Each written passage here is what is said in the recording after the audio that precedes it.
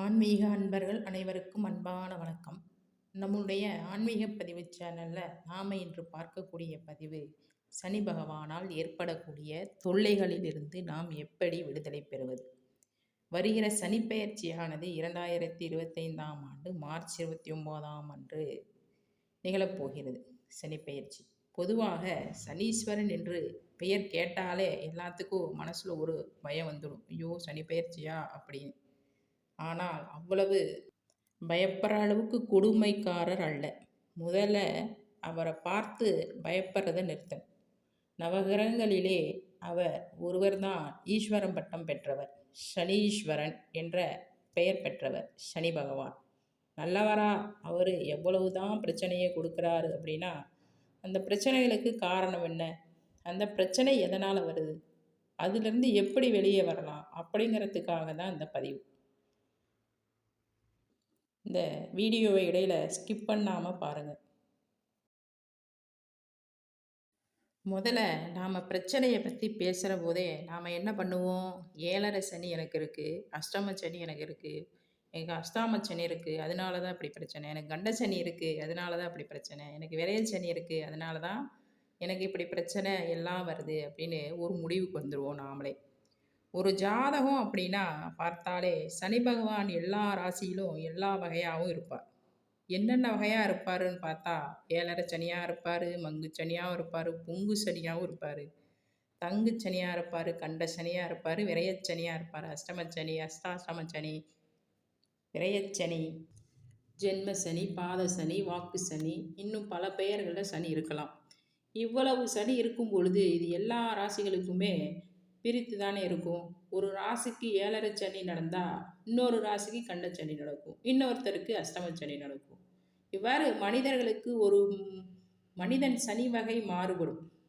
ஆக எல்லாரும் உடைய ஜாதக கட்டத்தை பார்த்தாலும் இந்த ஏதாவது ஒரு கட்டத்தில் சனி குத்த வச்சு உட்காந்துருப்பார் அப்படிங்கிறது முதல்ல நாம் தெளிவாக ஞாபகம் வச்சுக்கணும். சரி, இந்த சனீஸ்வர பகவான் வந்தாலே பிரச்சனை தானுங்க, இதிலிருந்து நாங்கள் எப்படி வெளியே வர்றது அப்படின்னா முதல்ல ஒரு விஷயம் தெரிஞ்சுக்கணும். இந்த கிரகங்கள் எப்போதும் நல்லது செய்யும், எப்போது துன்பம் செய்யும் அப்படிங்கிறதையே யோசிச்சிருக்கக்கூடாது. இன்பமும் துன்பமும் கிரகங்களினால் நமக்கு ஏற்படுவது கிடையாது. இப்போது சனீஸ்வர பகவான் ஒரு ராசி கட்டத்தில் இருந்து இன்னொரு ராசி கட்டத்திற்கு இடம்பெயர்கிறார் அப்படின்னா அந்த ராசிக்கு நல்லது செய்துவிட்டு தான் போவேன் அப்படிங்கிறது கிடையாது. நம்முடைய வினையின் பயன் காரணமாகத்தான் இந்த காலத்தில் நாம் இதை அனுபவிக்க வேண்டும் என்று தீர்மானிக்கப்படுகிறது முன்பே. அதை முதல்ல நாம் தெரிஞ்சுக்கணும். சரி, அப்படியே அந்த பிரச்சனைகள் அதிகமாகின்ற போது அந்த பிரச்சனையை தீர்க்கணும் அப்படின்னா யார்கிட்ட சொல்லணும் அப்படிங்கிறத நமக்கு தெரிஞ்சுக்கணும். அதை நம்ம யார்கிட்ட சொல்லணும் அப்படிங்கிறதே நமக்கு தெரிய மாட்டேங்குது. இப்போ சனி பகவான பிரச்சனை அப்படின்னா அதை அவரிடமே போய் சொல்வதா அப்படின்னா, உதாரணமாக ஒரு பையன் சரியாக படிக்கலை அப்படின்னா ஆசிரியர்கிட்ட சொல்லணும். ஆசிரியரும் சரியா இல்லை அப்படின்னா யார்கிட்ட சொல்கிறது? தலைமை ஆசிரியர்கிட்ட சொல்லணும். யார் சரியா இல்லையோ அவர்கிட்டயே நீ போய், ஏன் எனக்கு இவ்வளவு பிரச்சனையை கொடுக்குற, நீ சரியாக இருந்தால் எனக்கு இவ்வளவு துன்பம் வருமா அப்படின்னு அவர்கிட்டயே கேட்டால் அவர் எப்படி சரியாக இருப்பார்? இப்போ நாம் இப்படி தான் வழிபாடு பண்ணிக்கிட்டு இருக்கோம். அவருடைய பார்வை கடினமான கொடூரமான பார்வை கொண்டவர் அப்படின்னு முடிவானதற்கு பிறகும் அவரையே நாடுவது சரியா அப்படின்னா இல்லை. முதல்ல அந்த கிரகத்திடம் வேண்டுவது என்பது தேவையில்லை. அந்த கிரகத்திடம் கேட்பதில் எந்த பயனுமே இல்லை. அப்போ யாருக்கிட்ட கேட்கணும் என்றால் அந்த கிரகத்தை ஆட்டி படைக்கும் தலைவன் ஒருத்தர் இருக்கார் பாருங்க, அவர்கிட்ட தான் நாம் போய் முறையிடணும். உதாரணமாக சனி கிரகம் சரியில்லை அப்படின்னா நாம் எங்கே போவோம்? திருநள்ளாறு போவோம். அங்கே இருக்கிற குளத்தில் குளிச்சுட்டு சாமி பார்க்குறதுக்கு போனால் அதுக்கு ஒரு 500 பேர் நிற்பாங்க கியூவில். அவ்வளவு கஷ்டப்பட்டு அந்த சனீஸ்வர பகவானை பார்த்துட்டு அப்படியே யூட்டன் போட்டு வீட்டுக்கு திரும்பி வந்துடுறது. இவ்வளவு செலவு பண்ணி இவ்வளவு கஷ்டப்பட்டு எதுக்கு நம்ம அங்கே போகிறோம்? இந்த சனீஸ்வரனை பார்த்த உடனே வீட்டுக்கு திரும்புறதுக்கா? இதுதான் இது நம்ம ஊர் கோயிலையே இருக்குது.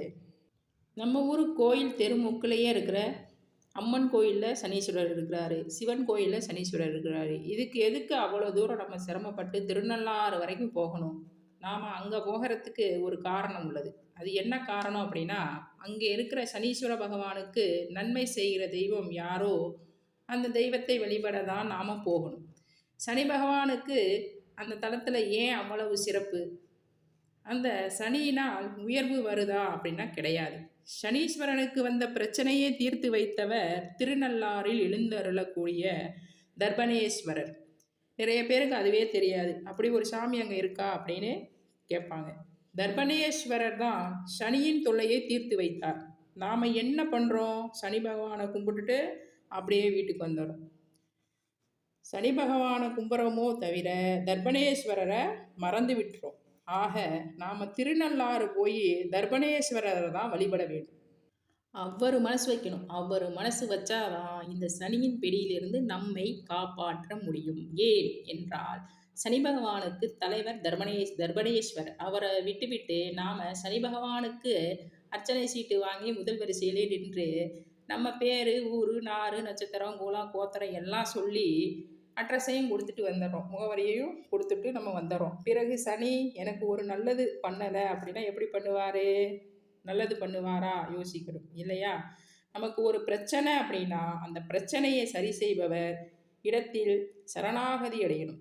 பிரச்சனையே அவர் தான் அப்படின்னு தெரிஞ்சு அவர்கிட்டயே ஏன் பிரச்சனையை பண்ணுறேன்னு கேட்டால் அவர் இன்னும் கூட சேர்த்து தான் பிரச்சனையை கொடுப்பார். என்னங்க நாங்கள் இவ்வளவு நாளாக நாங்கள் இப்படித்தானே கும்பிட்டோம், இப்போ என்ன புதுசாக இப்படி சொல்கிறீங்க அப்படின்னா, இதை புதுசாக சொல்லவில்லை. இதை நம் பெரியவர்கள் எப்போவோ சொல்லி வச்சுட்டு தான் போயிருக்காங்க. இந்த நவகிரக தலங்கள் எல்லாம் நமக்கு கை காட்டியிருக்காங்க பெரியவங்க. இந்த தெய்வங்கள் எல்லாம் தான் நவகிரகங்களுக்கு தலைவர்கள். அதனால தான் எந்த கிரகங்களினால் பிரச்சனை இருக்கிறதோ அதற்கு உரிய தலைவரை சரணாகதி அடையுங்கள், அவரை பிடிச்சுக்கோங்க, அவர் கண்டிப்பாக உங்களை காப்பாற்றுவார். நமக்கு பெரியவர்கள் சொல்லியிருக்காங்க. அதனால் இனிமேலாவது எந்த சனீஸ்வரர் தொல்லை பிரச்சனை இருக்கும் பட்சத்தில் தர்பணேஸ்வரரை சிவபெருமானை சரணாகதி அடைந்து விட்டால் கண்டிப்பான முறையில் பிரச்சனைகளிலிருந்து வெளியே வர முடியும். இன்னொரு விஷயம், சனி பகவான் பிடித்து விட்டாலே பிரச்சனை அப்படின்னு நாம் நினைக்கக்கூடாது. ஏன்? அதுக்கு 2 பேர் உதாரணம் சொன்னால், ஒன்று நலன், மற்றொன்று ஆஞ்சநேயர். இவ்விரண்டு பேரையும் சனி பகவான் பிடித்தார். ஆனால் அவங்க 2 பேருக்கும் நிறைய மாறுதல்கள் இருந்தது. எப்படி? நலனை சனி பிடித்தார், எவ்வளவு பாடுபட்டார், கஷ்டப்பட்டார். அதே சனீஸ்வரன் ஆஞ்சநேயரையும் பிடித்தார். ஆனால் சனி பகவான் எவ்வளவு கஷ்டப்பட்டார், எவ்வளவு பிரச்சனைக்கு ஆளானார். 2 பேரையும் பிடித்தது சனிதான். ஆனால் 2 பேர்த்துக்கும் விளைந்தது என்ன? அப்போ என்ன காரணம்? நலன் சரியாக பாதத்தை கழுவாத காரணத்தால் ஒரு சிறிய ஒழுக்கக்கேடான விஷயம் காரணமாக சனி பகவான் உள்ளே நுழைந்து ஆட்டம் காட்டினார். ஆனால் ஒழுக்கம் நிறைந்தது கடமையே கண்ணாக வாழ்ந்து கொண்டு இருந்த அந்த ஆஞ்சநேயர்கிட்ட சனி பகவான் மாட்டிக்கொண்டு என்னென்ன பாடுபட்டார் அப்படிங்கிறதும் உண்டு. அப்போ இதில் இருந்து நாம் ஒரு விஷயத்தை தெளிவாக தெரிஞ்சுக்கணும். என்ன? ஒழுக்கமும் கடமையும் உணர்வும் செய்கிற வேலையையும் ஒழுங்காக செய்யணும். எண்ணம் உள்ளவர்களிடம் மட்டும்தான் இந்த கிரகத்தாலும் எந்த தீய விஷயங்களையும் ஏற்படுத்த முடியாது என்பது மறக்க முடியாத உண்மை. இதை கண்டிப்பாக ஞாபகத்தில் வைத்து கொள்ள வேண்டும். சனீஸ்வரன் பாதிப்பிலிருந்து விலக வழிபாடு அவசியம். அது என்ன அப்படின்னு பார்த்தீங்கன்னா, திருநள்ளாறில் எழுந்தருளக்கூடிய தர்பணேஸ்வரர் வழிபாடு. அவரை வழிபடுவது உசித்தமான பலனை நமக்கு பெற்றுத்தரும். சூரிய பகவானை வழிபாடு செய்தல் நமக்கு சனீஸ்வர பகவானின் தொல்லையிலிருந்து விடுதலை பெற்றுத்தரும். காகத்திற்கு எள்கலந்த சாதம் வைத்து வழிபடுவது சிறப்பான பலனை தரும். இரும்பினால் செய்யப்பட்ட அகல் விளக்கில் நல்லெண்ணெய் தீபம் ஏற்றி கோயிலில் தீபம் ஏற்றி வழிபடணும். வீட்டில் இரும்பினால் செய்யப்பட்ட விளக்கில் தீபம் ஏற்றக்கூடாது. வன்னிமர இலைகளினால் மாலை செய்து சிவபெருமானுக்கு அணிவித்து வழிபட மிகுந்த நன்மை வரும். ஆஞ்சநேயருக்கு வடமாலை மற்றும் வெண்ணெய் சாட்டி வழிபடலாம். ராகு காலத்தில், தேய்பிறை அஷ்டமி காலத்தில் கால பைரவரை வழிபடுவது மிகவும் நல்லது. எல் தீபம் ஏற்றி ஆலயங்களில் வழிபடுவது மிகவும் விசேஷமான பலனை தரும். இப்படி இந்த முறைகளில் வழிபாடுகளை மேற்கொண்டு சிவபெருமானை இறுக்கமாக பற்றி கொண்டோம் அப்படின்னா எந்த சனியும் நம்மை பாதிக்காது அப்படிங்கிறது நமக்குள்ள ஒரு நம்பிக்கை, ஒரு எண்ணம் தோன்றும். இந்த பதிவு உங்களுக்கு பிடித்திருக்கும் வகையில் உற்றார் உறவினர்கள் நண்பர்கள் அனைவருக்கும் பகிர்ந்து கொண்டு ஆன்மீக பதிவு சேனலை இதுவரை சப்ஸ்கிரைப் பண்ணலாம் அப்படின்னா சப்ஸ்கிரைப் பண்ணிக்கோங்க. உங்களுக்கு நன்றியும் வணக்கத்தையும் தெரிவித்துக் கொள்கிறேன்.